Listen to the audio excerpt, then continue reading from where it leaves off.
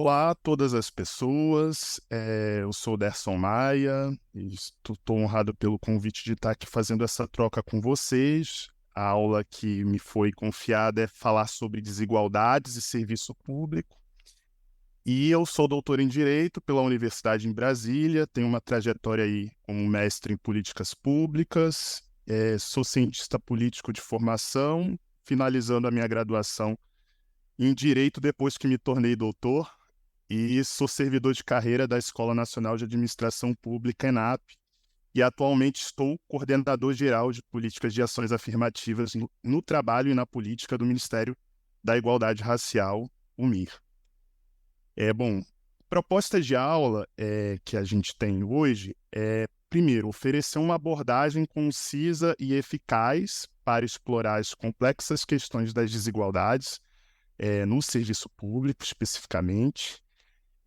Apresentar uma análise crítica, né, sobre a relação do conceito espaço-tempo como dispositivo de poder e os dados estatísticos sobre a composição racial e de gênero no serviço público. Também exemplificar também em alguns aspectos que eu tenho chamado de complexos, que são os desafios também da implementação da lei de cotas como uma das principais ferramentas que a gente tem para construir mecanismos, combater os mecanismos antinegros dentro da racionalidade burocrática e jurídica. Também proporcionar a todas as pessoas interessadas aqui no curso pela temática de uma compreensão sólida e fundamentada sobre essas desigualdades no serviço público, mas não só olhando, por exemplo, explorando os dados da política de cotas ou explorando os impactos, né, mas também tentando compreender as nuances, as limitações e as possíveis soluções para o enfrentamento dessas desigualdades. Por fim, a gente promove uma análise numa perspectiva crítica, né, onde se espera que todo mundo consiga compreender e estar apto a contribuir de uma maneira informada e construtiva sobre um serviço público mais inclusivo e representativo da diversidade brasileira. Então, acho que a primeira pergunta que acho que pode instigar bastante para uma reflexão é: quanto tempo levará para que as pessoas negras ocupem o serviço público e o tornem a cara do Brasil? Te dá alguns segundos aí para você ir pensar ou fazer esse exercício de prospecção, assim, a partir talvez da sua experiência no órgão onde você atua ou na tua trajetória de serviço público até chegar aqui, assim, tentar visualizar, pensar quantas pessoas negras trabalharam com você ou trabalham, onde você tem circulado na administração pública federal, quais são as imagens, né, que você tem tido a respeito das pessoas que compartilham com você essa jornada no serviço público, né? Diante desse cenário que você tem visualizado aí na sua mente, quanto tempo você acha que vai levar para que esse órgão ou esse lugar onde você tem atuado esteja efetivamente a cara do Brasil, a cara do povo brasileiro? Tenho certeza que, para quem tem a vivência no serviço público federal, assim como eu, devo estar ali um pouco impactado em não conseguir dimensionar essa relação de tempo. E a relação desse tempo que você está pensando, que não consegue dimensionar, com o espaço, né? Que o espaço é o quê? Aonde a gente tem ocupado, aonde a gente tem atuado enquanto em servidor público, né? Então, quando eu faço essa pergunta, ela necessariamente coloca em xeque essa relação de tempo e espaço, que muitas vezes não é tão observada quando a gente discute sobre políticas afirmativas ou discute sobre o impacto da política de cotas. A gente fica talvez se prendendo muito em pensar e achar soluções para ampliar a representatividade apenas em termos de número, mas também não observa muito como que essa relação de tempo e espaço, ela é uma das engrenagens que pode ser um dos dificultadores, né, para que haja de fato uma igualdade racial, ou que que o serviço público, de fato, seja a cara desse Brasil. E a gente vai entender um pouco a respeito disso. Para ir nessa linha dessa reflexão, acho que vale trazer alguns elementos, né? Eu terminei o doutorado em Direito em 2021 e acho que é importante trazer aqui alguns elementos, né, de um dos textos sugeridos para a aula, que é sobre os resultados dessa pesquisa, né? Que é basicamente o último capítulo ali da tese, onde eu recupero um pouco esse histórico dos elementos que firmaram o consolidar o Estado moderno, criado a partir do século XV. E a primeira coisa que eu acho que é importante a gente ter em mente é que o Estado moderno ele já nasce limitado, né? Querendo centralizar o poder, né? A concentrar o poder político e, ao mesmo tempo, trabalhar uma mediação, né, de conflitos nas relações sociais, né?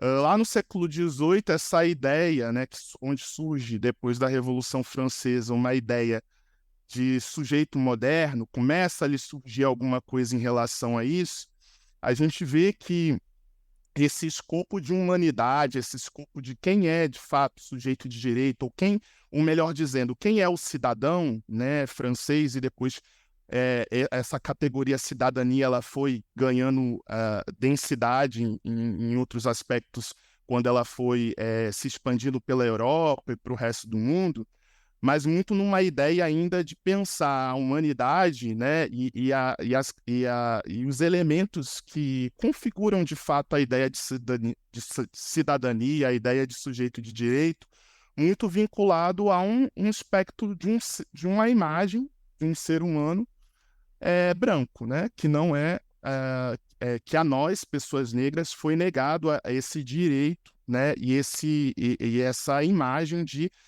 sermos lidos socialmente como seres humanos, né? Então, acaba que a partir dessa herança que a gente tem, que foi norteando também ao longo do tempo, o direito, as instituições, a própria administração, a própria ideia de racionalidade burocrática, tudo isso, ela não surge só olhando para as especificidades brasileiras, né? A gente tem muita influência desse processo eurocêntrico também, na forma como a gente enxerga a institucionalidade.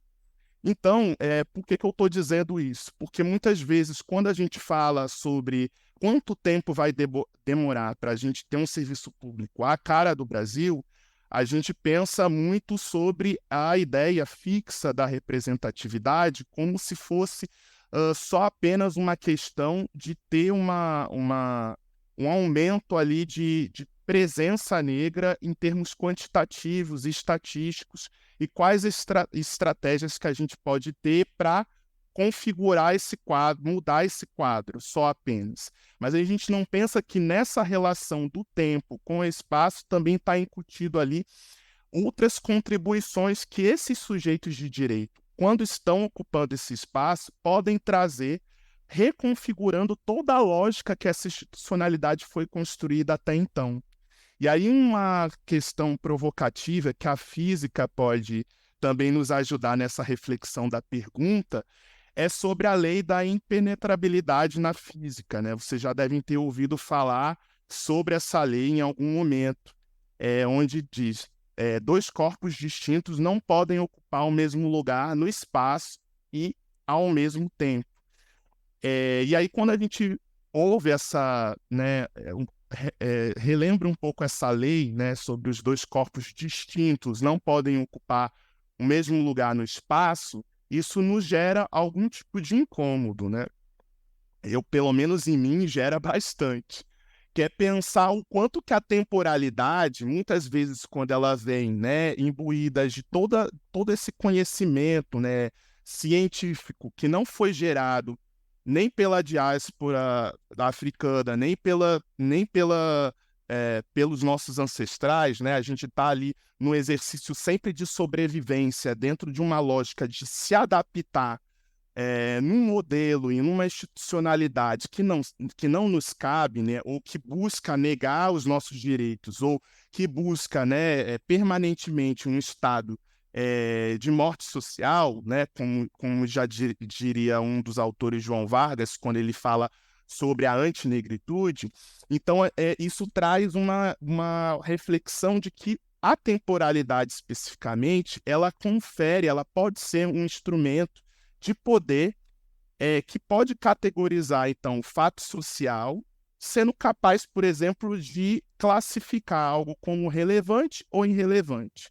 Ou seja, a longitudinal, quando a gente está pensando num processo longitudinal, né, ou, olhando, por exemplo, uma série histórica ao longo do tempo, quando a gente explora as bases de dados do governo federal, a gente pode ter uma ideia sobre projeção de futuro ou como foi o retrospecto do passado, mas, ao mesmo tempo, é importante colar aqui esse entendimento para vocês entenderem que essa parte teórica ela vai nos ajudar a aprofundar melhor a discussão, porque falar sobre o tempo também é falar sobre aquilo que é relevante ou irrelevante, né? O que pode ser contemporâneo, o que nos instiga a criar estratégias de alteração de um futuro, e aquilo que é primitivo, que é já passado, né?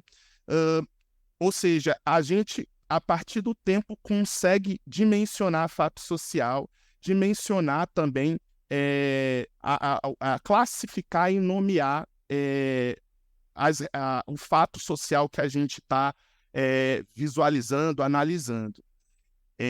Então, na prática, o dispositivo de poder, né, o tempo como dispositivo de poder, ele define a ocupação ou não de determinados espaços por determinados corpos sujeitos.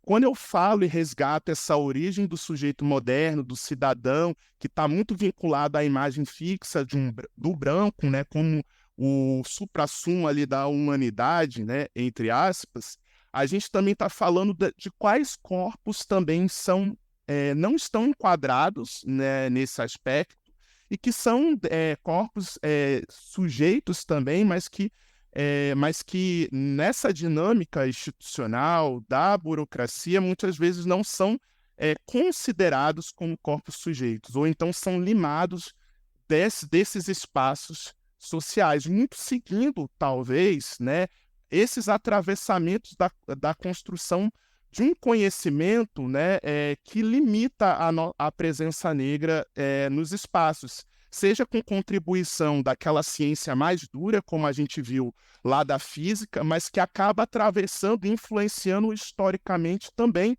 as análises das relações sociais e como que no nosso caso especificamente aqui, as institucionalidades e o próprio Estado foi formado numa ideia de não existe, né, como dois corpos distintos, diferentes, eles estarem ocupando um mesmo espaço ao mesmo tempo, né? E aí, o Jonathan Fabian é um autor interessante que ele traz essa reflexão quando ele diz: afinal, não é difícil transpor da física para a política uma das regras mais antigas que afirma ser impossível dois corpos ocuparem o mesmo espaço ao mesmo tempo, quando no curso da expansão colonial, um corpo político ocidental passou a ocupar literalmente o espaço de um corpo auctônico. Diversas alternativas foram concebidas para lidar com essa violação da regra, ou seja, quando eles passaram a ter que conviver com um corpo que é distinto do seu, distinto desse conceito, né, de humanidade. Ou seja, eles acabaram tendo que, muitas vezes, ou eliminar, né, que aí ele coloca assim, a mais simples delas, se pensarmos na América do Norte e na Austrália, era naturalmente deslocar-se ou remover o outro corpo. Outra alternativa é fingir que o espaço está sendo dividido e distribuído entre corpos distintos, ou seja, quando não remover o outro corpo, né, limar o outro corpo, ou criar essa cena de fingimento, né, de que há uma relação tranquila acontecendo, mas quando a gente vai olhar mais cuidadosamente sobre esses aspectos, a gente enxerga que, na verdade, esses corpos sujeitos não brancos, né, eles estão alijados do processo. Bom, e aí eu trago as contribuições para complementar do El Gali e do Picanso, que trazem sobre uma perspectiva focada na administração federal a respeito de gênero e raça. Um dos principais elementos que eles exploram, né, na pesquisa que eles publicaram com o IPEA é que o número de servidores públicos, considerando nível municipal, estadual e federal, segundo o Atlas do Estado brasileiro, entre 2002 e 2014, eles saltou, né, de 7,63 milhões de servidores para 11,48 milhões. Houve uma ampliação da municipalização da burocracia administrativa, crescendo mais, principalmente essa profissionalização no setor da saúde e da educação. E aí vocês vão ver que isso vai ter reflexo, né, quando acontece essa municipalização dos servidores numa lógica de fortalecer a burocracia administrativa, de ter uma presença feminina bastante significativa quando você olha o nível municipal, muito pensando que a economia do cuidado ou o lugar do cuidado que tá relacionado ao setor de saúde e educação é um lugar ainda de forma majoritária ocupado por mulheres. É, Também há um crescimento significativo, né, dessas presença de mulheres negras, né, e brancas, como eu falei, nesse nível municipal, e elas passaram, de fato, a se configurar como um maior grupo.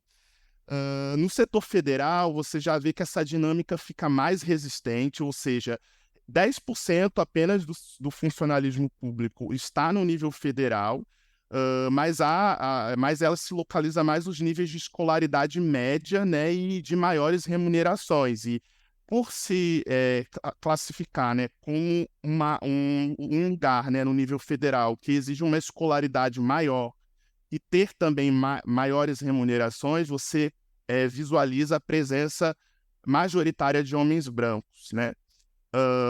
Mas quais seriam, então, as mudanças, né, que podem ser observadas em termos de redução das desigualdades, considerando raça e gênero a partir da Lei 12.990 de 2014, que é a Lei de Cotas? E aí eu vou passar rapidamente aqui só com alguns gráficos para vocês compreenderem como é que está essa distribuição, considerando raça e gênero no funcionalismo. E aí, a partir desses gráficos, eu vou instigar vocês a pensarem comigo como a relação de espaço e tempo, né, como dispositivo de poder, pode também nos dar algumas pistas e estratégias do que precisa ser feito para que a gente mude a cara da administração pública federal ou do serviço público brasileiro. Bom, aí aqui a gente tem uma concentração, né? Vocês veem aí, de mulher branca e de homem branco, bem no topo do gráfico, né?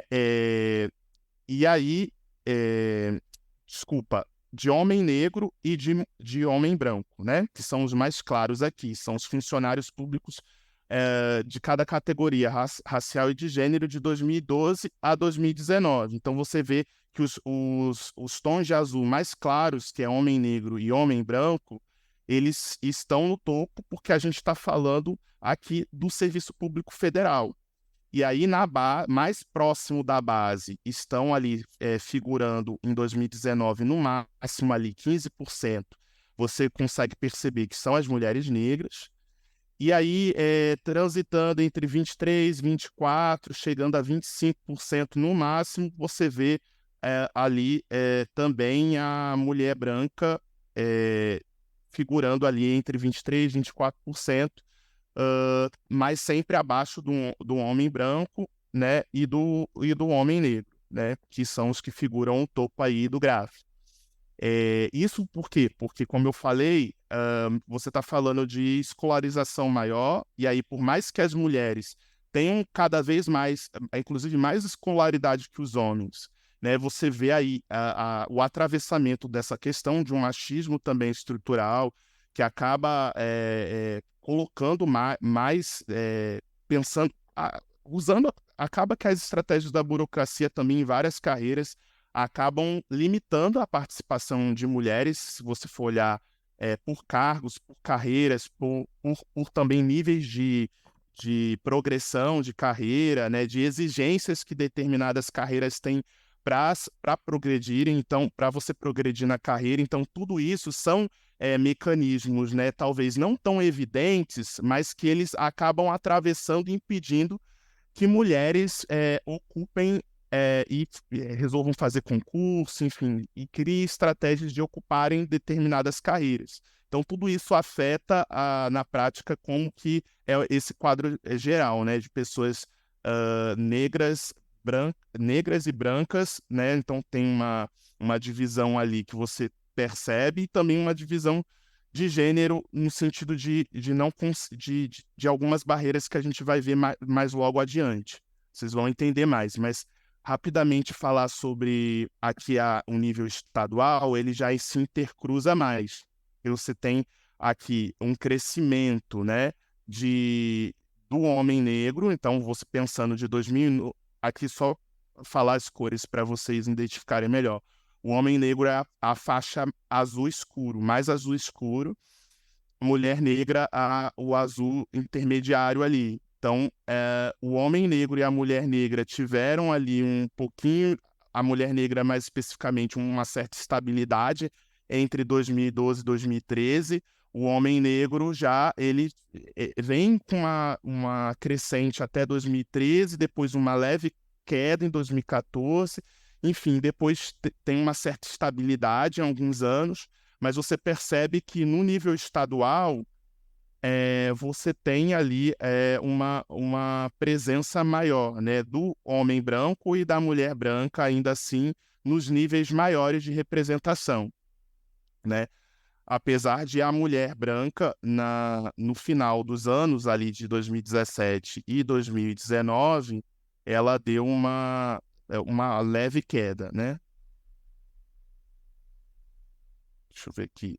No municipal, você tem também esse fenômeno, só que se inverte a forma como a gente enxerga o quadro, né? No caso, a mulher branca e a mulher negra, elas estão no topo, né, de representação maior no nível municipal, muito pelo fenômeno da educação e da saúde e do fortalecimento dessa burocracia administrativa. O homem branco e o homem negro estão ali na faixa de entre 15% e 20%. Você tem um homem negro, o mais abaixo de todos em termos de representação, aliás, o homem branco, né, o mais baixo de todos em termos de representação a nível municipal, mas isso por que se dá? Porque no serviço público você tem uma presença mais massiva do homem branco no topo, no serviço público federal, e uma presença maior também do homem branco em números melhores, um pouco como a gente acabou de ver no serviço público estadual. E aí vocês vão identificar melhor como que a gente consegue identificar, por exemplo, a contribuição dessa variação mesmo do número de servidores federais para cada categoria de gênero. Então, quando você pensa no gênero e em raça, né, essa divisão, a gente vê que de 1999 para 2008, você tinha ali a mulher negra com a baixíssima representação, muito menor que 2%, e você tem um homem branco figurando, né, aqui, como vocês podem ver, 14%. Então, você vê que a presença frente, né, como você vê a distribuição de gênero e raça, você vê que o homem branco está massivamente representado frente, quando comparado às mulheres negras. O homem negro ele está bem mais à frente que as mulheres negras, de 99 a 2008, então você vê ele figurando ali, esse grupo, a 6%, e a mulher branca em 10%. Quando você vê já de 2000, porque esse estudo ele divide por faixas longitudinais, né? Então aqui a gente acabou de ver de 99 a 2008, e agora a gente vai ver de 2008 para 2014. Tudo aqui eu estou falando ainda de nível federal. Você vê que houve um salto aqui, ó. A mulher negra de 99 a 2008 estava em menos de 2%, de 2008 a 2014, houve um crescimento muito significativo, né? Ela saiu de menos de 2 para chegar ali em 13, quase 15%, né? Até 2014. Então, o que houve nesse período, né? Houve uma expansão de vagas de concurso no governo federal, então isso favoreceu mulheres negras, a entrada de mulheres negras nesse processo. Os homens também cresceram, mas comparado, né, o crescimento das mulheres negras lá de 99 a 2008, comparado com 2008 a 14, foi muito maior do que o dos homens, né? Só para você olhar novamente, eu vou voltar. Ó. O homem negro estava quase 6%. Agora, de 2008 a 2014, saltou para ali para 13, quase 12, 13% mais ou menos. Ou seja, cresceu pouco comparado com as mulheres negras, mas ainda no quadro geral se configurou o quê? Quem está no topo de representação ainda as pessoas brancas, mesmo considerando a questão de gênero, ou seja, as mulheres brancas e os homens brancos estavam mais representados entre 2018 e 2014 na administração pública federal. E aí você tem aí uma tendência, como a gente viu, de ampliação de mulheres e homens negros, mas as mulheres negras que estavam à frente antes nos dados. A gente percebe que essa tendência, né, no momento posterior à implementação da lei, a gente vê que antes, né, da implementação da lei em 2014, você já vê um crescimento, já vê uma tendência de crescimento de pessoas negras do serviço público, muito por conta da ampliação da oferta de vagas. Na soma de todo o período observado, a ampliação dos funcionários públicos civis foi proporcionalmente mais impulsionada pelos homens brancos. Como vocês viram, não se alterou esse quadro dos homens brancos seguirem no topo, seguido pelos homens negros, mulheres brancas e, por fim, por último mesmo, as mulheres negras, dada a sua menor participação. E aí a gente tem aqui um overview dos 20 anos, né? De 99 para 2020, por exemplo. Né? Como é que ficou essa participação considerando toda essa série histórica? Você vê que as mulheres negras passaram um pouco de 15%, homem negro passa de 20%, mas o homem branco e a mulher branca, né, você vê uma leve redução da mulher branca, né, das mulheres brancas nesse período, né, e os homens negros, os homens brancos seguem aí acima de 24, 23, 24%, quase 25%. Quando a gente olha por carreiras, né, aí esse estudo ele seleciona as carreiras mais relevantes, né, assim, no sentido de alta remuneração, que gozam de um certo prestígio social e etc. Esse foi um dos critérios, né, que o estudo selecionou essas carreiras aqui. Então, você tem a carreira de advogado da União, auditor federal do trabalho, auditor fiscal, defensor público da União. Você percebe aqui essas diferenças em que, quando considerado por raça, ainda que dividido por gênero, você tem uma representação não inferior a 70% das pessoas brancas, né? Você pode ver e verificar, tanto considerando homem branco ou mulher branca, né? Essas pessoas, né? Esses corpos sujeitos seguem com alta representação em todas essas carreiras, né? E aí as pessoas negras estão, você percebe que há uma baixíssima representação. Nenhuma dessas carreiras aqui observadas a gente chega sequer perto dos 30% ao menos, né? Acho que a maioria aqui, pelo menos desse primeiro quadro, acho que a gente chega próximo é de 20% ali para auditor federal do trabalho, presença de homens negros e de mulheres negras, né? Se você olhar o ano de 2020. E em 2014, quando a gente compara que é interessante a gente olhar aqui nessa tabela é que de 2008 para 2014, a gente já consegue, ainda que haja a baixa representação, mas a gente ainda já consegue enxergar os impactos, os possíveis efeitos que a política de cotas possa estar gerando ao longo desse tempo. Por quê? Porque a gente consegue ver o crescimento da presença negra nessas carreiras. Então, no advogado da União, né, você sobe a presença das mulheres negras de 13,2 para 14,8, de homens de 17 para 18, mas ainda assim é uma discreta alteração. Você não tem um impacto muito significativo. Isso porque, talvez, né, uma das hipóteses é que houve depois de entre 2014 e 2020, e isso também é interessante vocês observarem, que em algumas carreiras houve queda da presença de mulheres negras, ou seja, houve um aumento da presença de mulheres negras entre 2008 e 2014, mas quando é comparado 2014 com 2020, a gente consegue ver em algumas carreiras essa queda. Por quê? O que aconteceu nesse meio tempo?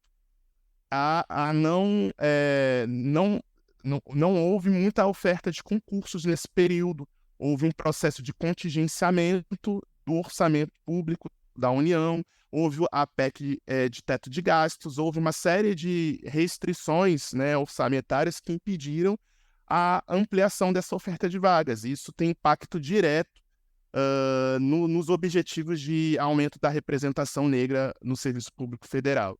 Quando a gente olha para a carreira de diplomata e outras carreiras, como EPPGG, que é especialista de políticas públicas e gestão governamental, procurador federal, procurador da Fazenda, professor de ensino básico, técnico e tecnológico e professor de magistério, a gente percebe que para o professor de ensino básico, técnico e tecnológico, é onde supera um pouco mais a presença de 30% que eu havia falado antes.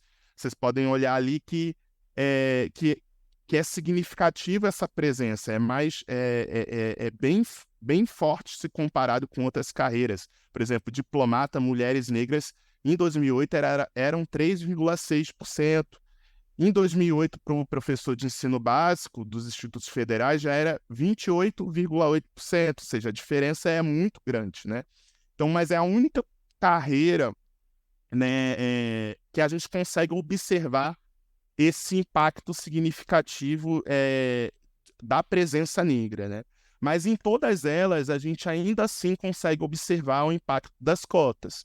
Você vê que houve um salto importante na presença de mulheres negras diplomatas, né? A gente saiu lá de 2008 de 3,6 para 7, para 6,9 em 2020, né? Você tem uma presença também importante de pessoas negras também na carreira de procurador da Fazenda Nacional. Teve um crescimento aí de 3%, se comparado de 2008 para 2020, né, no caso das procuradoras da Fazenda, mulheres negras. Então, tem alguns impactos importantes que sinalizam esse crescimento. Mas, ainda assim, como vocês viram, há muita coisa a ser feita. Bom, os pontos de destaque é que esses dados eles beberam da fonte do CIAP, né, que permitem a gente fazer essa avaliação, né, essa análise das últimas 2 décadas. A gente tem os homens brancos e as mulheres brancas, como eu falei, foram o grupo, né, demográfico que mais cresceu sua participação, a ampliação da participação até a presença, né, da implementação da lei de 2014. Depois da lei de 2014, houve um crescimento de homens e mulheres negras nesses ciclos, né, que eu coloquei ali, de 2008 a 2014, 2014 a 2020. Você tem aí que no primeiros 5 anos de 2000, né, foi a era de ouro ali de ampliação do concurso. Aliás, depois de 2008, então por isso que em 2000 houve uma queda, mas depois elas recuperaram a partir de 2014. E aí, por todos aqueles impactos orçamentários, vocês viram que teve essa queda, e agora com a possibilidade de mais concursos que vão ser anunciados a partir desse ano, a gente tem a expectativa de que a gente consiga dar uma recuperada aí na presença de pessoas negras para poder fechar esse ciclo de análise, né, que a gente está fazendo aí. Até para entender melhor, no ciclo de 10 anos, que é de 2014 a 2024, qual de fato vai ser o impacto da política de cotas para a redução de desigualdade. Então, estou apresentando dados aqui do que se tem até os dias de hoje, mas que provavelmente a gente possa tornar mais robusta um pouco essa análise a partir dos concursos que estão para sair esse ano e no início do ano que vem. Bom, e aí eu acho que, para finalizar, eu trago aqui algumas contribuições que conversam um pouco com esse texto, que são da Tatiane Dias Silva, sobre uma outra análise que ela fez também do contexto da lei de cotas, né? Ela ressalta que a maioria das pessoas negras no serviço público como um todo, ela confirma que é a nível municipal a presença das pessoas negras.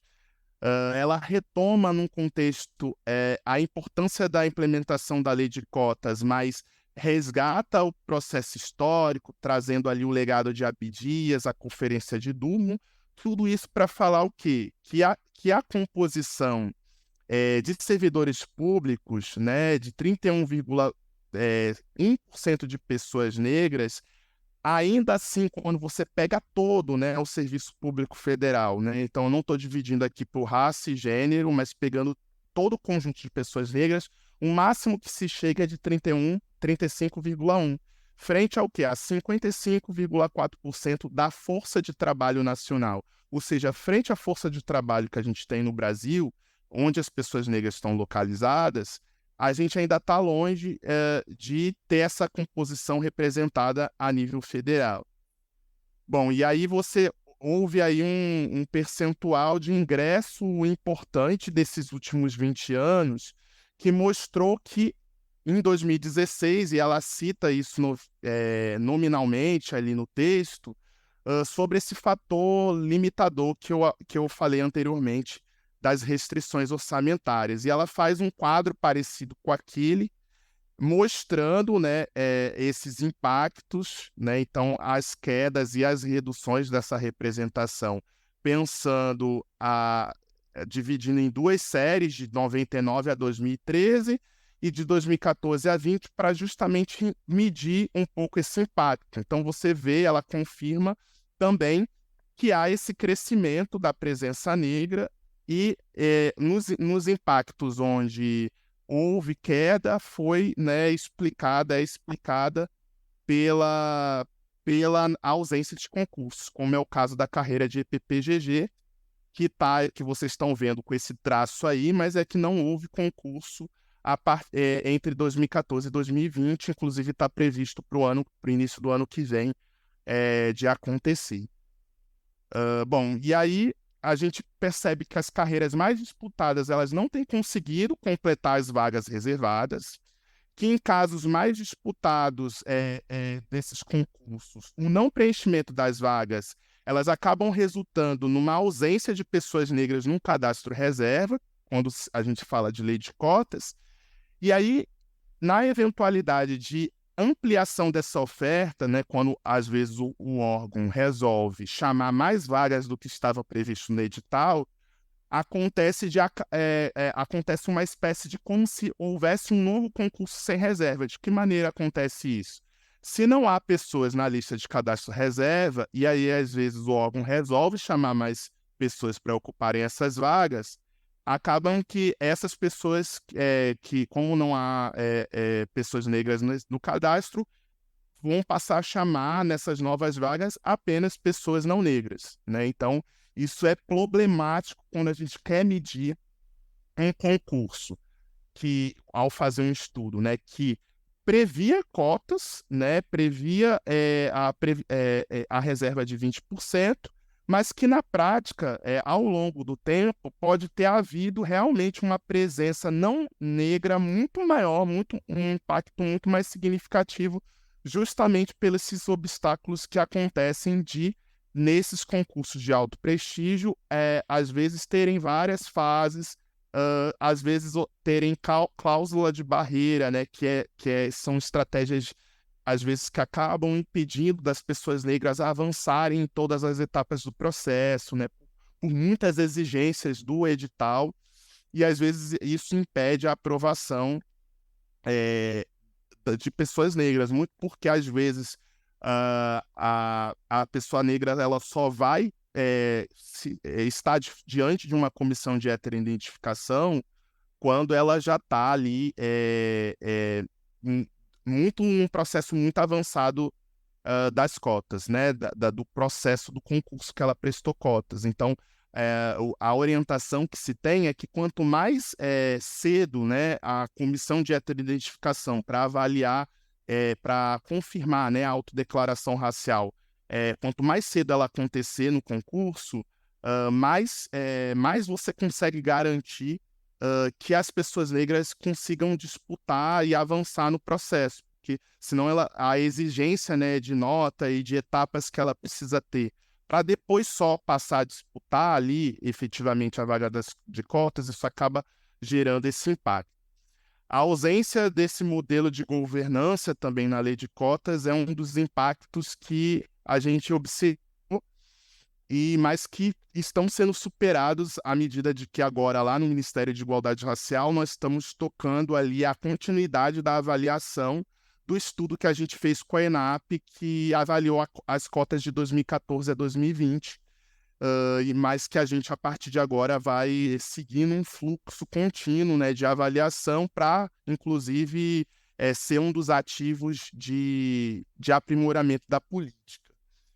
Fim, a necessidade de um engajamento ativo de vocês, que são gestores de carreira, servidores públicos, é fundamental para a gente avançar na democratização do acesso e no enfrentamento das desigualdades. Uma das dicas, né, e sugestões que a Tatiana Silva coloca no texto é também estabelecer metas por cargo e reservas diferenciadas, por exemplo, em carreiras que são muito masculinas, né, com pouca incidência de mulheres negras, você conseguir fazer subcotas e tudo mais. É uma das estratégias que a gente tem discutido junto com alguns atores do Congresso Nacional na nova projeto de lei de cotas que o presidente da República irá encaminhar em breve ao Congresso Nacional, visto que em 2024, em junho de 2024, é o vencimento da lei atual de cotas no serviço público, né, da 12.990. Então, nós estamos ativamente nessa articulação para poder conseguir articular junto com o Congresso por uma aprovação da lei o quão breve possível, para que nessa nova leva de concursos que haverão, né, a partir desse ano, a gente siga, né, ampliando a presença negra nessas carreiras, sobretudo nas carreiras que há muito tempo ou que nunca, inclusive, tiveram cotas nos últimos anos, justamente porque, com as restrições orçamentárias, muitas carreiras de alto prestígio, né, após 2014, que foi o lançamento da lei, não tiveram a oportunidade de fazer um concurso, ter um edital que prevê cotas, né? Então, muitas carreiras vão passar a ter o seu primeiro edital com reserva de vagas a partir desse ano agora. Então, isso é uma novidade que a gente está atento e a gente quer garantir que aconteça. Bom, e aí agora para falar sobre casos práticos, né, e realmente finalizar com vocês, falar sobre que no texto sobre resultados da pesquisa lá da minha tese de doutorado Recuperando, a gente tem dois exemplos de como que na relação espaço-tempo, muitas vezes o dispositivo de poder, né, do espaço-tempo como dispositivo de poder, ele de fato ele pode ter um impacto direto, né, não só na presença desses corpos sujeitos da administração pública, como também por detrás de tudo isso, vocês vão ver que há engrenagens e há estratégias, né? Não vou dizer estratégias, mas mecanismos dentro da administração pública que acabam impedindo que ocorra essa igualdade racial atravessada, né, como eu disse anteriormente, por essa relação de espaço e tempo. Então, basicamente resumindo, a gente tem um estudo de caso da ENAP e do INCA, onde foram concursos que no início da sua implementação não previam uma comissão de heteroidentificação racial, houve uma fraude, né? Houve fraudes em ambos os concursos, no sentido de fraude na autodeclaração racial, ou seja, pessoas brancas se autodeclararam negras, né, especificamente nesse estudo de caso, e aí houveram várias dinâmicas, né, que eu chamo no estudo de dinâmicas antinegras, né, e elas corroboraram para corroboraram para a presença tardia de pessoas negras ocupando esses espaços, ou então corroboraram pela não presença dessas pessoas negras, né? E aí eu chamo a atenção nesses resultados do estudo sobre a relação assimétrica do tempo, né? Ou seja, enquanto para os candidatos não negros, que eles foram aprovados nas cotas indevidamente, dado a lentidão, por exemplo, dos processos administrativos, né? Isso garantia, né? Ou seja, quanto maior o tempo, maior a permanência dessas pessoas não negras ocupando a vaga de pessoas negras, né? E para os candidatos verdadeiramente negros, no seu sentido fenotípico da coisa, a falta da celeridade nos processos administrativos, a falta de engajamento dos servidores que estavam ali atuando no caso, para corrigir essa falha na política pública, ela representava, na prática, a perpetuação do negro nesse não lugar. Que não lugar é esse? É o lugar de eu sou negro, eu sou sujeito de direito, eu tenho os traços fenótipos de pessoa negra, eu tenho direito a essa vaga, o Ministério Público afirma isso, mesmo depois que eles fizeram a comissão de heteroidentificação, depois de uma ação do Ministério Público, confirmou a titularidade de direito dessas pessoas de ocuparem essas vagas que estavam ocupadas indevidamente por essas pessoas não negras, mas ainda assim, a solução para o caso, né, ela teve vários desdobramentos que colocavam esse negro no não lugar. Tipo, eu sou sujeito de direito, mas quem efetivamente está como sujeito de direito? Nesse caso específico, ocupando a vaga indevidamente, são pessoas não negras. E então essa letargia também, essas dinâmicas de um não engajamento direto, né? De entender que a política de cotas, para além de representação, de garantir a representação negra, ela também fala sobre acesso e democratização do Estado, né? Da administração pública. Ela fala sobre várias dinâmicas, fala sobre a dinâmica da possibilidade desses corpos sujeitos inovarem, contribuírem com seu histórico, com a sua cultura, na mudança da cultura institucional, da mudança dos processos de inovação que o Estado brasileiro precisa passar. Então, a responsabilidade de um engajamento, né, firme e efetivo dos servidores públicos na garantia, né, de entender a política de cotas como um ferramental, né, de democratização desse Estado e dessa burocracia, ela fala muito mais do que dados estatísticos sobre representação. Ela fala sobre essa necessidade do próprio Estado se abrir para uma inovação, inclusive institucional, inclusive na sua cultura organizacional. Então, a categoria que eu trago sobre antinegritude, ela apresenta uma forma de recuperar e trazer uma certa agência política a partir da autodeterminação negra, né? E aí eu trago, para finalizar, uma categoria, né, que eu cunhei a partir dessa tese sobre o ex-sujeito, né? Fazendo menção aqui a uma divindade, né, de matriz africana. Esse sujeito para reposicionar a ideia de sujeito de direito. ele surge como uma possibilidade de resgatar essa potência ancestral que abre caminho para uma construção de espaços e códigos próprios que sejam capazes de reorganizar e trazer a emancipação para o povo negro. Então, ele não busca, ao mesmo tempo, anular o sujeito moderno, né? Mas ele, numa ideia de cosmopercepção do mundo e de amplitude dessa herança ancestral africana, a gente enxerga como possibilidade o lugar da coexistência no mundo. E a coexistência, por exemplo, no mundo jurídico ou no mundo da burocracia federal, ela possibilita o resgate dessa construção ontológica do ser, né, do sujeito negro, e comunica também, né, uma tipologia que ela é integral, que o ser negro e o direito de ser, né, eles não se dividem, né? Então, só na cosmovisão ocidental é que há essa dualidade de você ser sujeito e não necessariamente ter direito.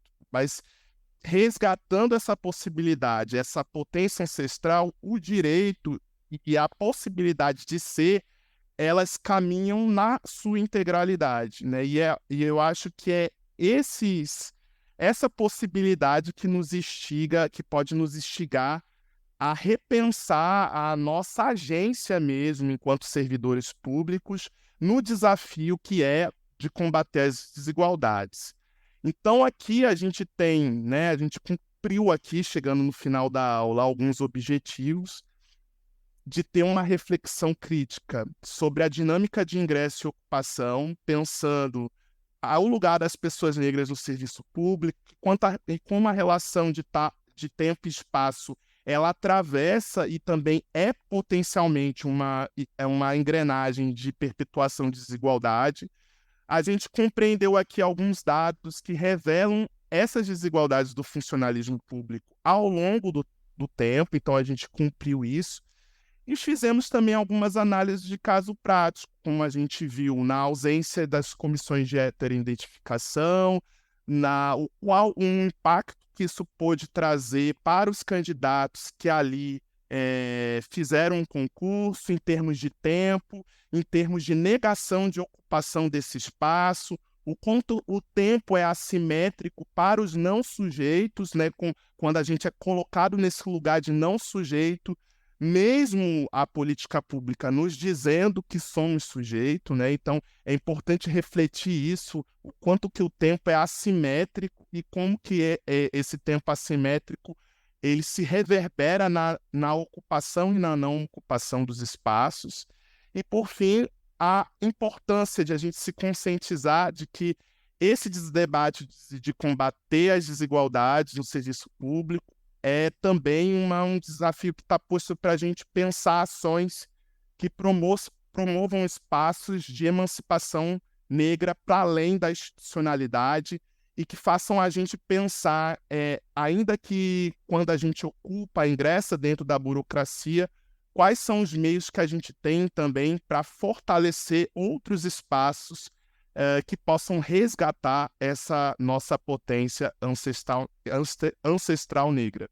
Espero que vocês tenham gostado da aula e muito obrigado.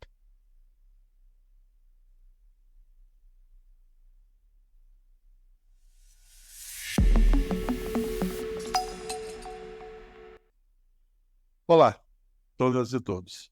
Eu me chamo João Domingos, eu sou presidente da Confederação dos Servidores Públicos do Brasil, sou também o primeiro vice-presidente da Confederação Latino-Americana de Trabalhadores Estatais e sou membro da Internacional do Setor Público, que organiza o movimento sindical, essas duas entidades, em 170 países. Mais especificamente, além disso, sou membro do Conselho do Desenvolvimento Econômico, Social e Sustentável da presidência do governo Lula.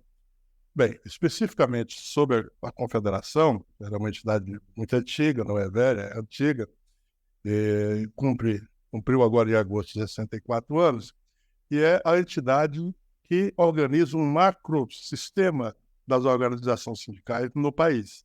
Ela congrega 40 federações estaduais, regionais, mais de 1.800 sindicatos de servidores públicos, distribuídos nas 3 esferas administrativas, o município, o Estado, a União, e nos 3 poderes constitucionais, o Executivo, o Legislativo e o Judiciário. Por que eu estou dando esse quadro? Porque a Confederação, por essa amplitude, porque também ela é base das 6 centrais sindicais existentes no país, a Confederação é a base do setor público de 5 delas, então a Confederação tem essa amplitude de representação e, por isso, tem um olhar específico do todo em várias questões do que diz respeito não só aos servidores públicos, mas à própria administração pública, aos serviços públicos e, claro, aos interesses do próprio usuário do serviço público. Hoje nós estamos aqui para falar no âmbito do curso em certificados de estudos afro-latino-americanos do Ministério da Igualdade Racial, em convênio com outras entidades, inclusive a Universidade de Harvard. O nosso tema é falar sobre a desigualdade na administração pública. Bem, esse é um tema que, primeiro, eu gostaria de informar que ele é prioritário na CSPB. Por quê? A grande luta nos últimos 6 anos, mas particularmente nesses últimos anos, particularmente em 2022, foi reconstruir no nosso país um ambiente onde fosse possível reconstruir vários valores que foram destruídos nos últimos anos. Por exemplo, os valores que cuidam da desigualdade, de todas as formas de desigualdade. Desigualdade racial, de gênero, econômica, etc., etc. Então, após construir esse ambiente, nós estamos muito empenhados em efetivamente conseguir, nessa janela que se abre com esse governo, de corrigir todas as formas de desigualdades no país como um todo, no nosso caso em particular, na administração pública. Para se ter ideia, esse governo ele tem nas suas políticas econômicas, sociais, tudo o que esse governo propõe é no âmbito do combate à desigualdade, no entendimento de que não existe democracia sólida, forte, sem o combate à desigualdade. Esse é um ponto fundamental, é um eixo fundamental da defesa da democracia, que é o combate à desigualdade. No setor público, essa nossa macrovisão nos permite, primeiro, fazer observações, diagnósticos, estudos, e, finalmente, estamos na fase agora de agir propositivamente, de forma assertiva, para corrigir. Nós estamos tanto no âmbito do movimento sindical, desse arcabouço todo do movimento, assim como no âmbito do Conselhão da República, assim chamado o principal conselho da Presidência da República, tratando e propondo projetos muito ousados. Por quê? Você precisa olhar o tema da desigualdade no setor público, na administração pública, a partir de alguns recortes. Primeiro, você precisa olhar o recorte que une 2 fatores muito desastrosos, que é o machismo e o racismo. Quando você olha para esse recorte, você vai ver que na própria administração pública, em todos os âmbitos, Estado, União, município, ela tem uma desigualdade enorme, tanto quantitativa quanto qualitativa. Quando você traz, já nessa questão do machismo e do racismo, você traz, por exemplo, a questão de gênero, você vai ver que existe uma escala entre homem branco, mulher branca, homem negro, mulher negra. Então, é uma igualdade escalonada. E, muitas vezes, as pessoas, quando vão tratar de vários assuntos que dizem respeito à administração pública, mas especialmente esse, por exemplo, da desigualdade, ele tem um olhar mais direto para a administração pública federal. Esse olhar centrado na administração pública federal, ele não permite você enxergar o quadro real da desigualdade no setor público. Por quê?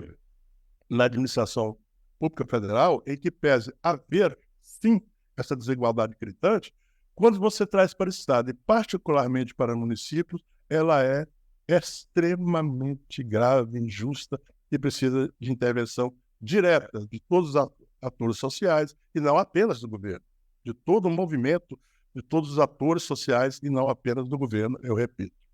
Bem, nós chegamos a números, mesmo no governo federal, se você faz um novo recorte, aí qualitativo, de, por exemplo, homem, mulher, branco e negro.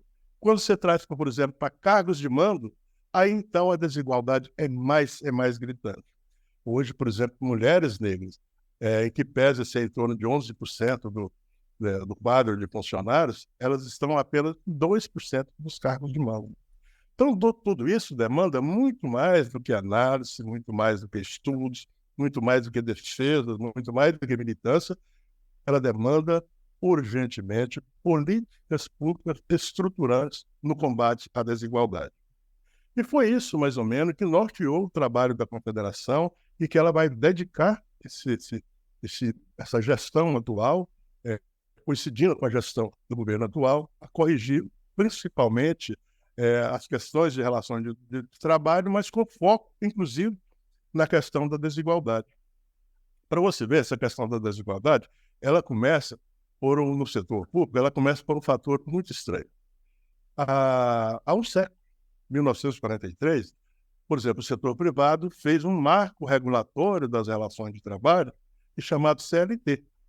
No setor público, um século depois, até hoje, não tem nenhum regulamento, não tem nenhum piso, eu até chamo de piso civilizatório das relações de trabalho, onde questões como, por exemplo, a regulamentação da Convenção 51, que é a base, é o tripé dos 3 eixos que regulam as relações de trabalho, e ali já se começa a combater a desigualdade, há 45 anos ele foi homologado na Organização Internacional do Trabalho e até hoje não foi regulamentado. O setor público não tem, por exemplo, negociação coletiva, que é o mais básico das relações de trabalho.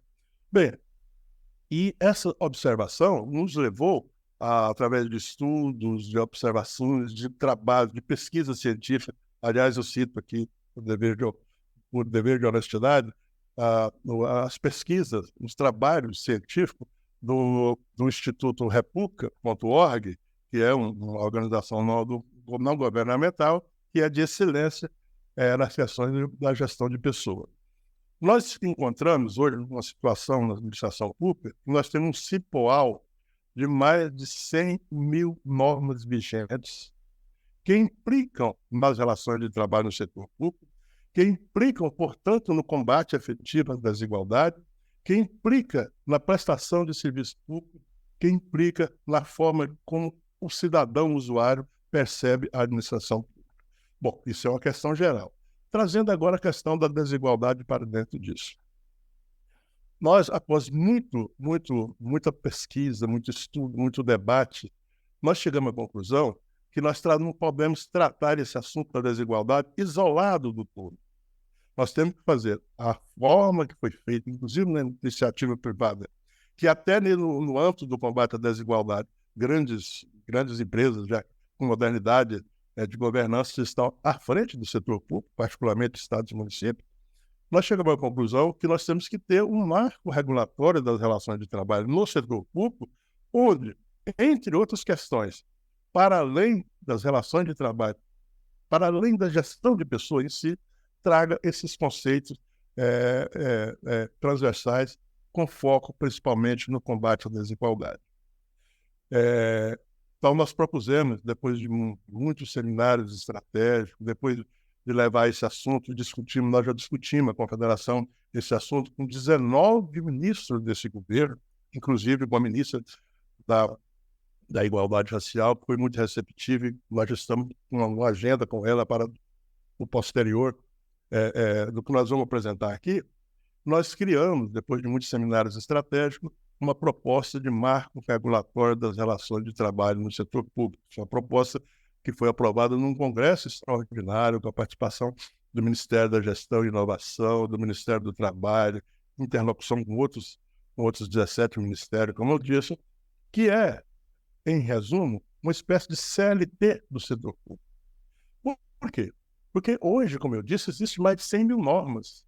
E se você for destrinchar essas 100 mil normas, quando chega, por exemplo, o combate à desigualdade, é outro cipoal de normas que nos faz entender que nós temos um problema triplo.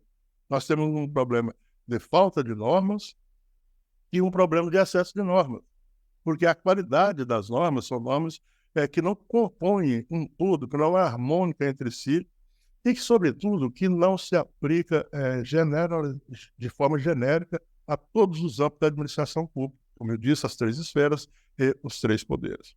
Nesse marco regulatório, na questão do combate à desigualdade, nós estamos trazendo questão, por exemplo, sempre no âmbito da inovação da administração pública, da gestão pública, nós estamos trazendo questões que implicam na questão, por exemplo, do planejamento da força de trabalho no setor público, onde você precisa, necessariamente, tem que se criar um perfil racial da composição da massa de trabalho em cada ente. Nós estamos, por exemplo, com muito foco em alguns nichos pela efetividade que tem. Por exemplo, trazendo para dentro da efetividade do combate à igualdade. No marco regulatório, nós estamos propondo um foco muito grande, por exemplo, na mulher negra. Não apenas pelo fato da desigualdade em si, mas pela efetividade que tem a mulher negra empoderada e que se torna, além da profissional competente, tal, etc., eficaz, que se torna uma espécie de líder da questão do combate à desigualdade racial. De todas as desigualdades, mas particularmente a racial, a de gênero, etc., etc.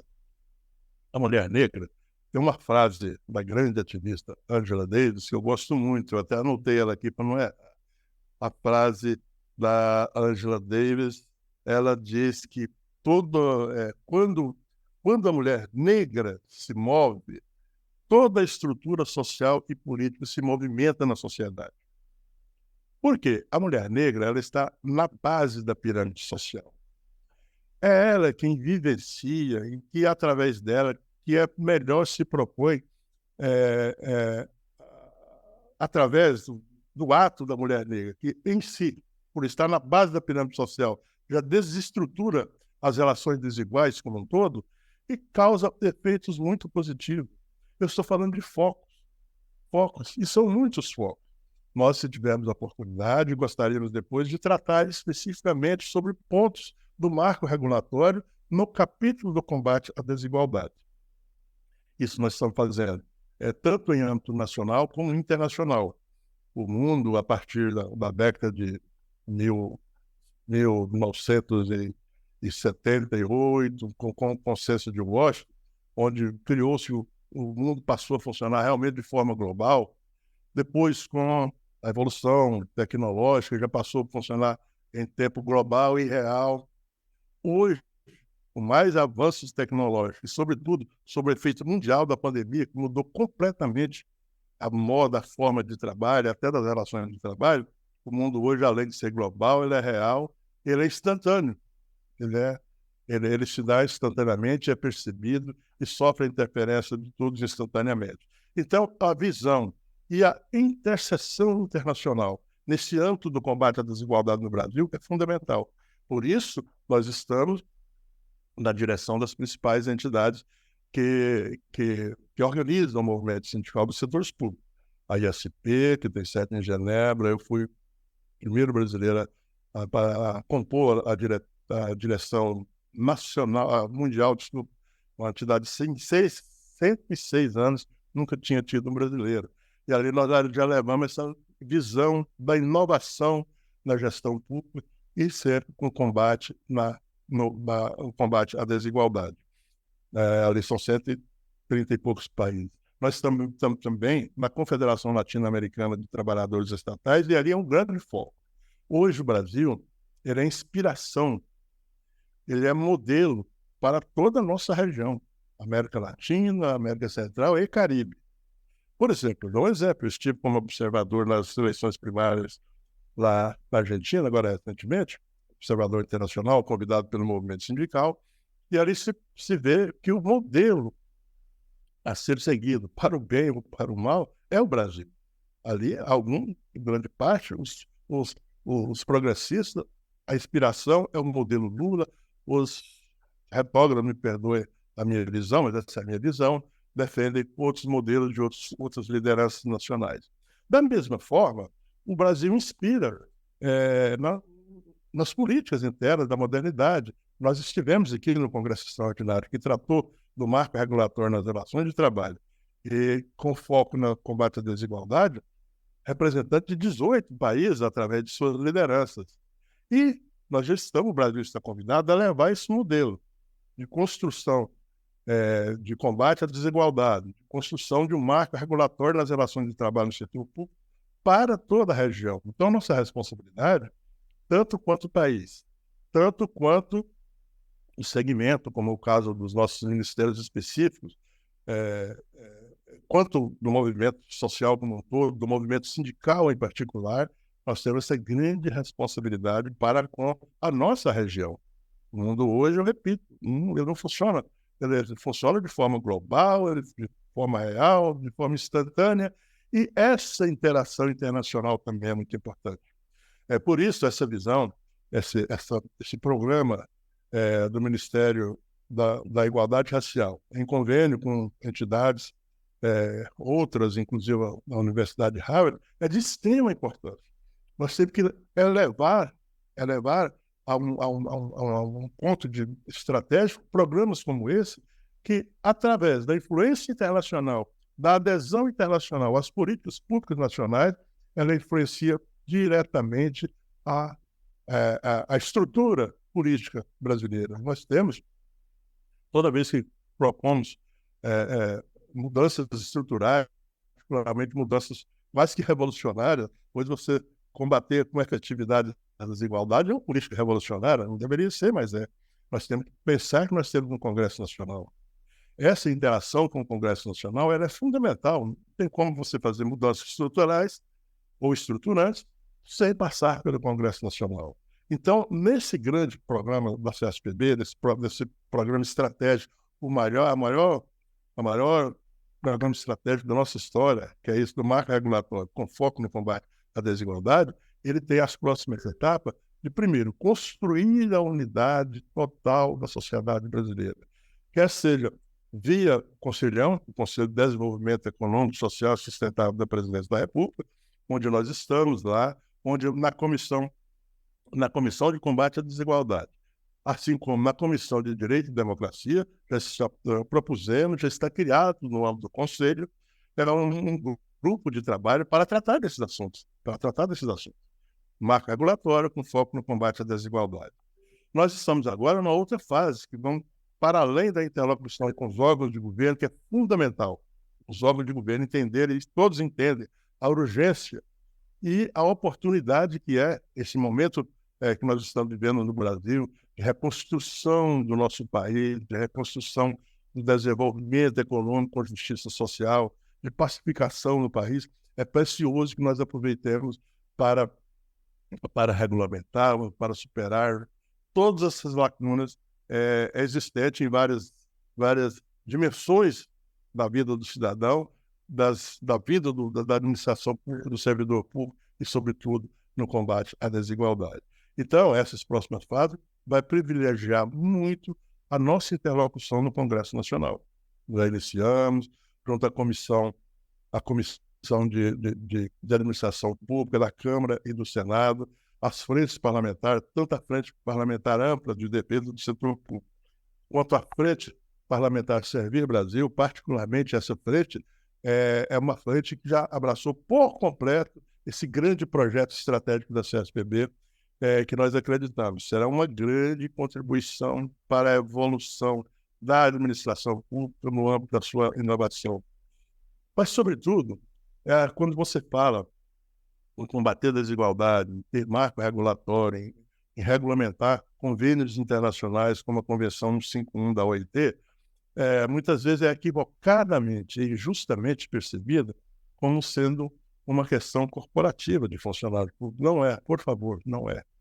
Ela é até antes, e muito antes, e até o contrário que isso, ela é a política do Estado, ela é a defesa da administração pública. Em sendo assim, é uma defesa dos interesses do usuário, do próprio serviço público, e dentro de uma ótica, de uma trilogia interessante.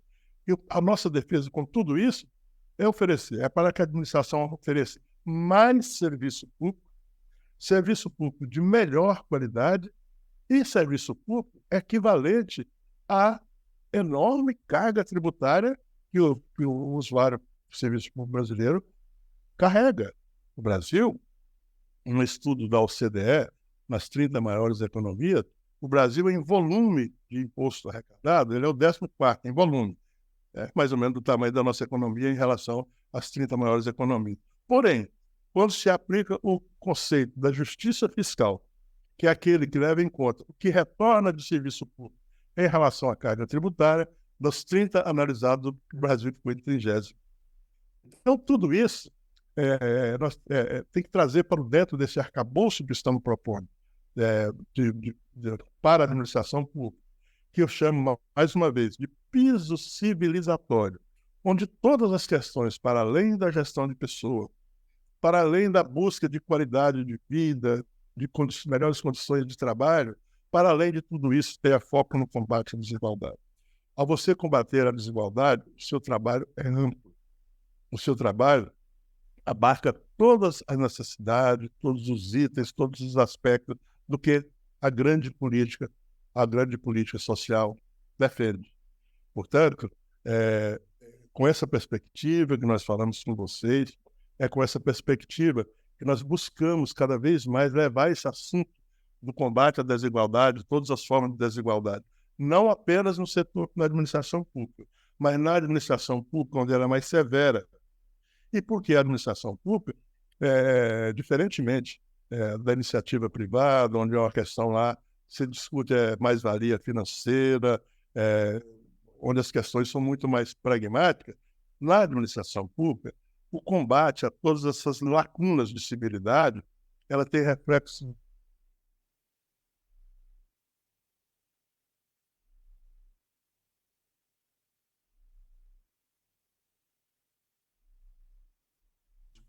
com esse programa de certificação, inclusive internacional. É por isso que nós estamos buscando uma ampla interlocução, levando esse assunto para as instâncias maiores do governo e, sobretudo, no âmbito do Conselhão, onde estão todos os segmentos que organizam a sociedade. Lá está o agronegócio, lá está a indústria, lá está a defesa de gênero, etc. Esse conjunto haveremos de criar uma política efetiva, eficaz e que finalmente nós superamos essa questão tão grave da desigualdade dentro da administração pública. Obrigado.